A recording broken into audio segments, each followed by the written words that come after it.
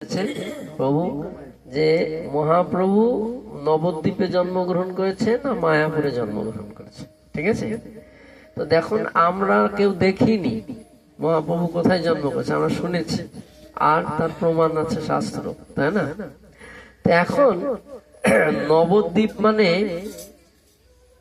একটা নির্দিষ্ট জায়গা নয়, নবদ্বীপ মানে 9টা দ্বীপকে নিয়ে নবদ্বীপ হয়েছে। ঠিক আছে, সেইটা মায়াপুরেও পড়ছে নবদ্বীপের মধ্যে। ঠিক আছে, 9টা দ্বীপ, 6টা দ্বীপ হচ্ছে না, 5টা দ্বীপ হচ্ছে পূর্বে আর 5টা দ্বীপ পশ্চিমে, 4টে দ্বীপ পূর্বে, গঙ্গার এই পারে আর ওই পারে। ঠিক আছে, এখন 9টা দ্বীপ, 9টা দ্বীপ হচ্ছে সীমান্ত দ্বীপ, অন্তর্দ্বীপ, কুলদ্বীপ, ঋতু মধুদ্রম দ্বীপ, হচ্ছে গদ্রুম দ্বীপ, এইরকম 9টা দ্বীপ আছে। এই 9টা দ্বীপ নিয়ে নবদ্বীপ হয়েছে। নবদ্বীপের ছোট জায়গা নয়, ঠিক আছে, অনেক বড় জায়গা। ঠিক আছে, এই 9টা দ্বীপ নিয়ে নাম হয়েছে নবদ্বীপ। কিন্তু মহাপ্রভুর জন্ম হয়েছে গঙ্গার পূর্ব পারে। ঠিক আছে, গঙ্গার পূর্ব পারে। একদিন ভক্তিবিনোদ ঠাকুর উনি দেখলেন ওনার ভজন কুটি ছিল, ওনার বাস ছিল গঙ্গার পূর্ব পাড়ে। ঠিক আছে, এখন আছে ওনার বাড়ি স্বরূপগঞ্জে, ওনার বাড়ি এখন আছে।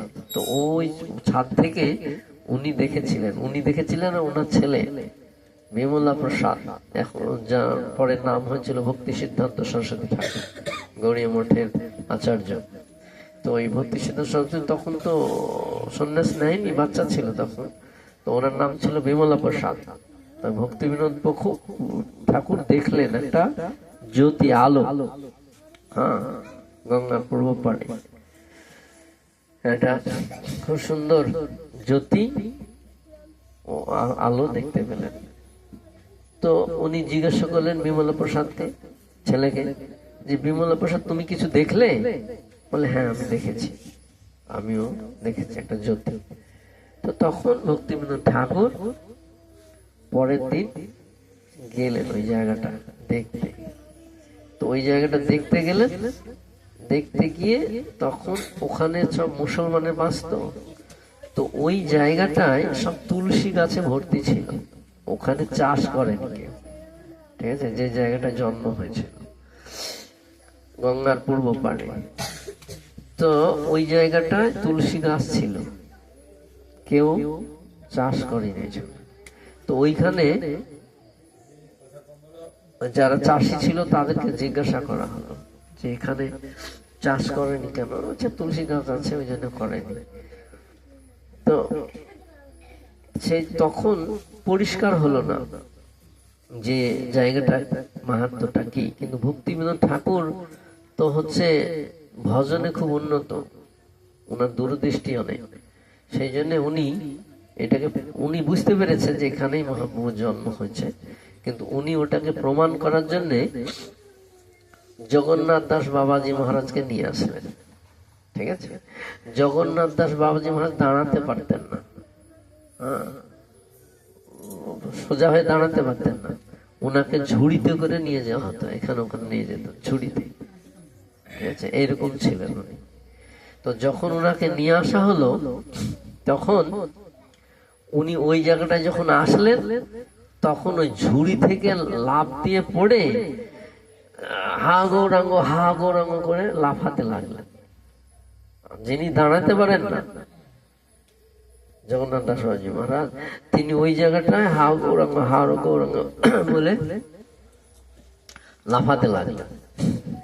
তো তখন বলল যে এই জায়গাটার নাম কি? তো তখন মুসলমান ছিল, তো মিয়াপুর বলা হচ্ছিল, মিয়াপুর, মায়াপুর থেকে হয়ে গেছিল মিয়াপুর। হ্যাঁ, মুসলমানরা ও নাম করে দিয়েছিল মিয়াপুর, আসলে মায়াপুর এখন যেটা আছে চৈতন্য মহাপ্রভুর জন্ম যে নিম গাছের নিচে, ওটা পূর্ব পাড়ে, গঙ্গার পূর্ব পাড়ে, ঠিক আছে। সেইটা ভক্তিবিনোদ ঠাকুর হচ্ছে গ্রন্থ থেকে দেখে ওটাকে প্রমাণ করেছেন যে এটা হচ্ছে মহাপ্রভুর জন্মস্থান হচ্ছে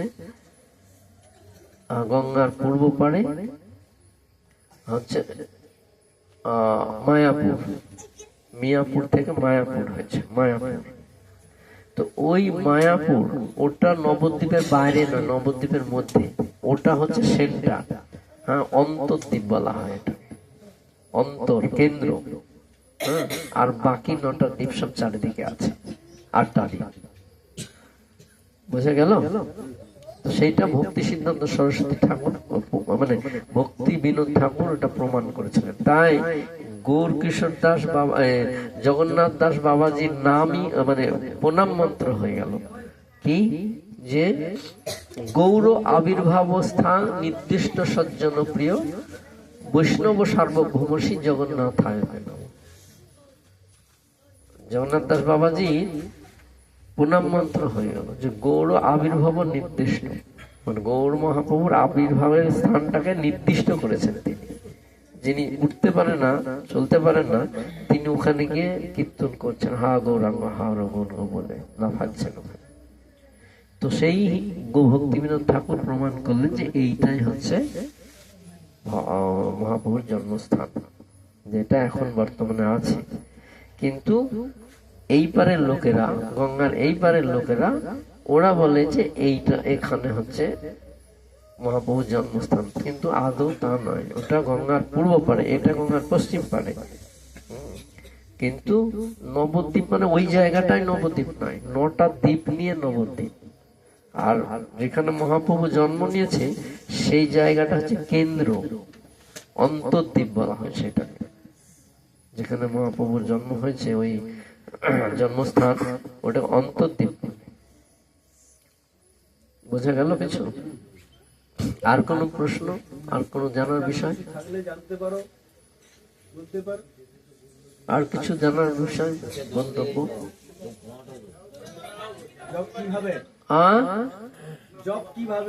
জপ, খুব ভালো প্রশ্ন। কিভাবে হবে? খুব সহজ।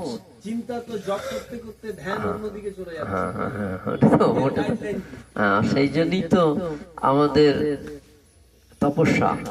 তপস্যার উদ্দেশ্য কি? তপস্যার উদ্দেশ্য সিদ্ধি লাভ করা, তাই না? যতক্ষণ সিদ্ধি প্রাপ্ত না হচ্ছে ততক্ষণ তপস্যা আমাদের করতে হবে, ঠিক আছে? তো এখন করতে করতে করতে করতে হবে, একদিনে হবে না। বাচ্চা ছেলে মার পেটে থেকে পড়েই কি হাঁটতে শিখে যায়? শিখে না। 4 মাস 5 মাস 6 মাস হয়, তখন মা ভাই বোনেরা হাত ধরে ধরে নিয়ে বেড়ায়, তাই না? হাত ধরে ধরে নেয়, দাঁড়াতে শিখে, তখন হাত ধরে ধরে টেনে টেনে নিয়ে আসে। কোন সময় ছেড়ে দেয়, পড়ে যায়, ঠিক না? তো ওই করতে করতে একটু দাঁড়াই, যখন দাঁড়িয়েছে ছেড়ে দিল, আবার পড়ে গেল, আবার একটু তুললো। এই করতে করতে ধীরে ধীরে ও নিজেই শিখে যায় হাঁটতে, ঠিক না? তো যখন হাঁটতে শিখে যায় তখন আর কাউকে ধরতে হয়, ও নিজে নিজে চলতে থাকে। তো সেই রকম আমাদের করতে থাকতে হবে, যতক্ষণ না এটা শুদ্ধ হচ্ছে, কন্টিনিউ আসছে মাথায়, অন্য চিন্তা না আসছে, এটাই হচ্ছে তপস্যা। শুদ্ধতা তখনই হবে যখন মনটা ভগবানের চরণে, ভগবানের নামের মধ্যে থাকে। তো ওটা অত সহজে তো হবে না, অত সহজে হবে না, অভ্যাস করতে হবে, একদিনে হবে না।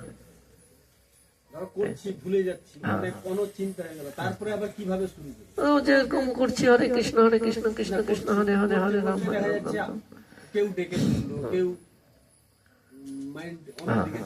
সেই জন্যে সেই জন্যে নিয়ম হচ্ছে কি, ভোরবেলায় করা। ভোরবেলায় বলতে ব্রহ্ম মুহূর্ত। ব্রহ্ম মুহূর্ত হচ্ছে সূর্য ওঠার 1.5 ঘন্টা আগে। ওই সময়ে পরিবেশ প্রকৃতি সব শান্ত থাকে, ধীর থাকে, সব কিছু মঙ্গলময় হয়। ঠিক আছে, এই ব্রহ্ম মুহূর্তটা খুব গুরুত্বপূর্ণ। সূর্য ওঠার 1.5 ঘন্টা আগে সেইটা হচ্ছে ভজনের সময়, ভগবানের কৃপা প্রাপ্ত হওয়ার সময়। ওই সময় জপ করবেন, দেখবেন আপনার জপ খুব ভালো হবে, মন বসবে। যখনই রজগুণ শুরু হয়ে যাবে, সূর্য উঠবে, সূর্য উঠলেই রজগুণ শুরু হয়ে গেল।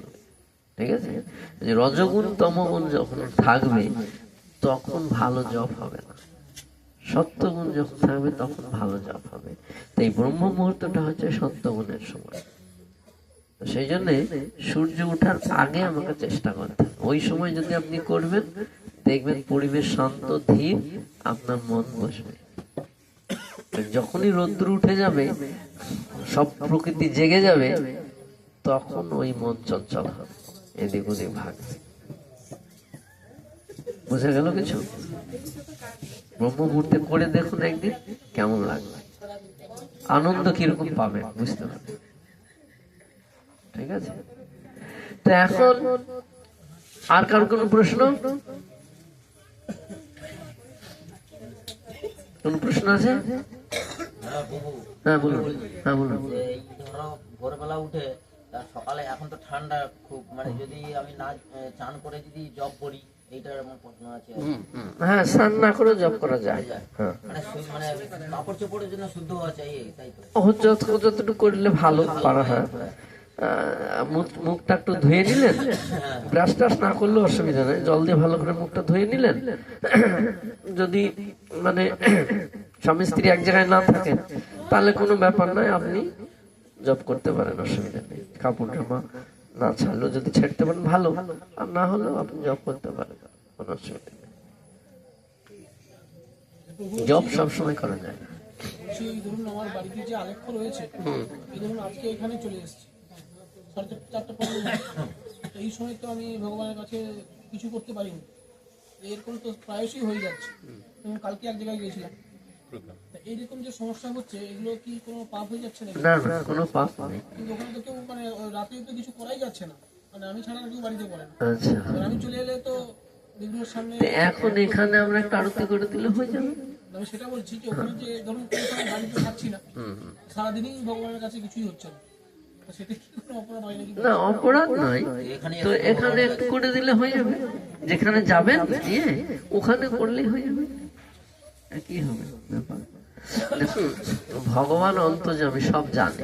ঠিক আছে, এখন আপনি ঘরে ভগবানকে সন্তুষ্ট করছেন, ঠিক আছে, আরতি করছেন, ভোগ লাগাচ্ছেন, কিন্তু ভগবান এখানে এসেছে, আপনি একা করছেন, ভগবান আপনার দেখছে। এখানে এতজন আছে, তো এখন ভগবানের সামনে আমরা তারই গুণকীর্তন করছি, তো ভগবান খুশি কোনটা হবে? আপনারটা আরতিটা নিয়ে খুশি হবে, না এত ভক্তর সামনে তার গুণকীর্তন হচ্ছে, কোনটা খুশি হবে? ঠিক না? তো আমরাও ধরুন বাইরে বেরোই, এই যে আমি আজকে এখানে এসেছি, আমার তো আরতি টরতি করা হয়নি, ঠিক না? তো ওইটা নয়, যেখানে ভগবানের গুণকীর্তন হবে, ভক্ত সমাগম হবে, সেখানে ভগবান থাকবে, আর তার জন্য যদি কোনো অসুবিধা হয়ে যায়, ওটা ভগবান দেখেন। ঠিক আছে, যেখানে ভগবানের জন্যই ব্যবস্থা করা হচ্ছে, সেখানে আলাদা বাড়িতে না করলে অসুবিধা নেই। ঠিক আছে, আর কোন প্রশ্ন? জব, হ্যাঁ হ্যাঁ হ্যাঁ, কেন হবে না? আমরা জব করি একমালা, খুব ভালো। আপনারা বুঝতে পারলেন ব্যাপারটা, যে ভগবানের কৃষ্ণের আরাধনা করলে লাভ কি? হ্যাঁ, আরো আছে, আমরা তো মানে কিছু বেশি বলিনি, আরো অনেক আছে শাস্ত্রে লীলা, ভগবান যা বলেছে, তো সেইগুলো আবার পরে প্রভু যা আসবে আলোচনা করবে। আমরা তাহলে জব করি একমালা বলছে। আমাদের কি মৃত্যু কি হবেই, মানে আমাদের কি মৃত্যু হয়ে যায়? এটা প্রশ্ন। ও, ভালো প্রশ্ন করেছে, আমাদের কি মৃত্যু হয়ে যায়? ভালো প্রশ্ন। আমাদের মৃত্যু হয় না, ঠিক আছে? তার মানে সবাই অমর হয়ে গেল নাকি? হ্যাঁ, সবাই অমর, ঠিক আছে, আমরা অমর, আমরা মরবো না। যদি আমরা জানতে পারি তাহলে আমরা মরবো না, আর আমরা যেহেতু জানি না তাই আমাদের মৃত্যু হয়। তো জানাটা কি, জানতে হবে তো আমাদেরকে যে আমরা অমর। এখন দেখুন, আমরা অমর এই কারণে যে আমাদের এই দেহটা কিন্তু আমি নই। শাস্ত্রে বলছে দেহটা আমি নই। তাহলে আমি কে? দেহের মালিক। যে দেহের মালিককে, মালিক হচ্ছে চেতন বস্তুটা, ভগবানের অংশ, আত্মা। আমি হচ্ছি ভগবানের অংশ, আত্মা। সেই আত্মাটা হচ্ছে এই দেহটার মালিক। ঠিক আছে? ভগবান সেই কথা বলছেন গীতাতে 15 অধ্যায় 7 নম্বর শ্লোক। ভগবান বলছেন, মমই বাংশ জীবলোকে জীবভূত সনাতন মনুষ্যস্থানী ইন্দ্রিয়ানি প্রকৃতিস্থানী কর্ষতি। বলছে এই যে সনাতন জীব, এ হচ্ছে আমার বিভিন্ন অংশ। তো ভগবান হচ্ছেন সচ্চিদানন্দ, সৎ চিৎ আনন্দ। সৎ মানে নিত্য, চিৎ মানে জ্ঞানময়, আনন্দ মানে আনন্দময়। তো ভগবান হচ্ছেন সচ্চিদানন্দ, নিত্য জ্ঞানময় আনন্দময়। ঠিক আছে? এখন আমরা ভগবানের অংশ, তাহলে আমরা কি হব? আমরাও সচ্চিদানন্দ, তাই না? যেহেতু তারই অংশ। সোনার বিস্কুট থেকে একটু কেটে নিয়ে আংটি বানালাম, তাহলে সোনার বিস্কুট আর আংটির মধ্যে পার্থক্য কিছু থাকলো? পার্থক্য থাকলো কি? পরিমাণ, তাই না? মূল্য একই হবে, সোনার যা দাম তাই হবে, পরিমাণের কম বেশি। সেই রকম আমরা ভগবানের অংশ, আমরা ছোট, ভগবান অনেক বড়। ঠিক আছে? কিন্তু ভগবান নিত্য, আমরাও নিত্য। সচ্চিদানন্দ, সৎ মানে নিত্য, আমরাও নিত্য। কিন্তু পার্থক্যটা হচ্ছে কি, ভগবান অনেক বড়, আমরা অনেক ছোট। ঠিক আছে? তাই আমরা অমর মানে আমরা যখন জানবো যে আমি এই দেহ নই, আমি হচ্ছে আত্মা, ভগবানের অংশ। আর ভগবানের অংশ সনাতন। সনাতন শব্দের অর্থ হচ্ছে নিত্য, নিত্য, শাশ্বত, দিব্য, চিন্ময়। সনাতন শব্দের অর্থ।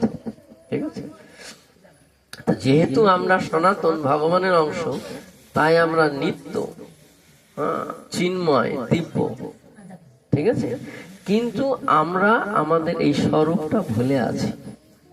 আমরা যে সচ্চিদানন্দ, নিত্য, জ্ঞানময়, আনন্দময়, সেইটা ভুলে আছি। আমাদের স্বরূপ কি? জীবের স্বরূপ হয় নিত্য কৃষ্ণ দাস। ঠিক আছে? অংশ তো, অংশ তো পূর্ণ সেবা করবে, তাই না? তা আমরা সেইটা ভুলে আছি।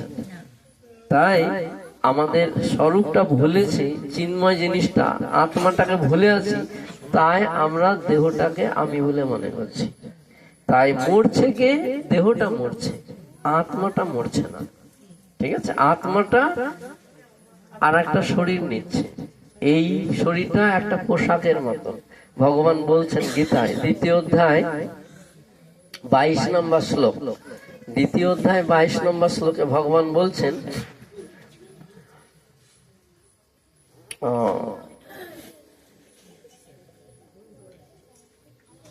কি বলছেন 2য় শ্লোকটা, 22 নম্বর শ্লোকটা?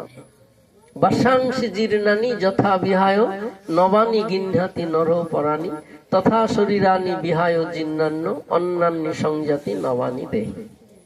যে একটা জীর্ণ বস্ত্র, এই বস্ত্রটা যদি ছিঁড়ে যায়, আমরা ফেলে দিয়ে আর একটা বস্ত্র নিয়ে নিই, তাই না?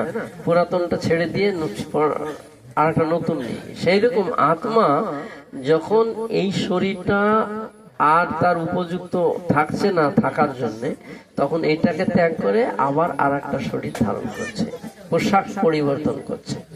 আজকে আমি মানুষের শরীরে আছি, আমার এই আত্মাটা যখন কুকুরের শরীরে যাবে, আমি যখন কুকুর। ঠিক আছে? আমি এখন এই গেরুয়া জামা পরে আছি, তাই না? তা আমি এর আগে সাদা জামা পরতাম, ঠিক না? আমি ছিলাম সাদা জামা পরতাম, তার আগে আমি বাড়িতে রঙিন জামা পরতাম। বাড়িতে যখন আমি ছিলাম, তখন আমার যা খুশি আমি তাই করতাম, কালো, সাদা, হলুদ, নীল যা পরতাম। কিন্তু যখন মঠে আসলাম, তখন আর ওইগুলো চলো সাদা পড়তে হবে, সাদা পড়ছিলাম, সে আমি ছিলাম। এখন আমাকে গেরুয়া দিয়েছে, আমি গেরুয়া পড়ছি, আমি আছি, তাই না? পোশাকটা পরিবর্তন। তাই আমরা হচ্ছে নিত্য, শাশ্বত, দিব্য, চিন্ময়। আমাদের মৃত্যু হবে না, এই জিনিসটাকে জানতে হবে। তো আমরা জানবো কিভাবে? গীতা পড়লে জানতে পারবো যে আমি এই দেহ নই, আমি হচ্ছে আত্মা। আত্মার মৃত্যু হয় না, আত্মা ভগবানের অংশ। তাই আত্মার কাজ পরমাত্মার সেবা করা। যখন আমি এটা পড়তে থাকবো তখন বুঝতে পারবো যে আমি অমর, আমি মরবো না, আমার শরীরটা মরবে। হ্যাঁ, সেই জন্য আমরা কি বলি? আমার বলি, শরীরটা আমার, হাতটা আমার, মাথাটা আমার বলি না, আমার। আমি বলি যে হাতটা আমি, শরীরটা আমি, আমার বলি। তার মানে কি? আমার মানে আলাদা কেউ আছে শরীরে, মালিক আছে না আত্মাটা। আত্মাটা যখন বেরিয়ে যায় শরীর পড়েই থাকে, শরীরের আর কোনো কাজ নেই, তাই না? পোশাক পরে থাকলো, আবার ওই আত্মা আর একটা পোশাক নিয়ে নিল, আর একটা শরীর নিল। তাই বোঝা গেল যে আমরা মরবো না, আমরা অমর। কিন্তু এটাকে জানতে হবে, যথাযথভাবে জানতে হবে। শাস্ত্র সিদ্ধান্ত আমাকে জানতে হবে। গীতা যদি আমি পড়ি একদম জলের মতন পরিষ্কার হয়ে যাবে, ঠিক আছে? তবে আমি নিজে নিজে পড়ে বুঝতে পারবো না, এরকম একজন কাউরির সান্নিধ্যে পড়তে হবে, তাহলে বোঝা যাবে। নিজে পড়ে উদ্ধার করা যাবে না। সেই জন্যে সাধু সঙ্গ, শাস্ত্রে সবসময় বলছে সাধু সঙ্গ, সাধু সঙ্গ, সাধু সঙ্গ সর্বশাস্ত্রে কয়, লবমাত্র সাধু সঙ্গ সর্বসিদ্ধি হয়। সিদ্ধিটা কি? ভগবত ধামে যাওয়া, যা জন্ম মৃত্যু জরাব্যাধি থেকে মুক্তি লাভ করা, সেটা হচ্ছে সিদ্ধি। তো কলিযুগে সেটা খুব কষ্ট, খুব কঠিন। হ্যাঁ, সাধু, যথার্থ সাধু পাওয়া খুব মুশকিল। হ্যাঁ, এই কলিযুগে শুদ্ধ ভক্ত পাওয়া খুব মুশকিল। প্রতারণার যুগ, তো ছলের যুগ, এটা অধর্মের যুগ। শুদ্ধ ব্যক্তি পাওয়া খুব মুশকিল। আর কোন প্রশ্ন? না, জব করবে, একমালা করবে, একমালা জব করবে। আচ্ছা, তাহলে আমরা সবাই মিলে তাহলে একমালা করে জব, একমালা জব করি। আমাকে মালাটা দিন, ওইখানে আছে দেখুন ব্যাগে। মালা কার কাছে আছে?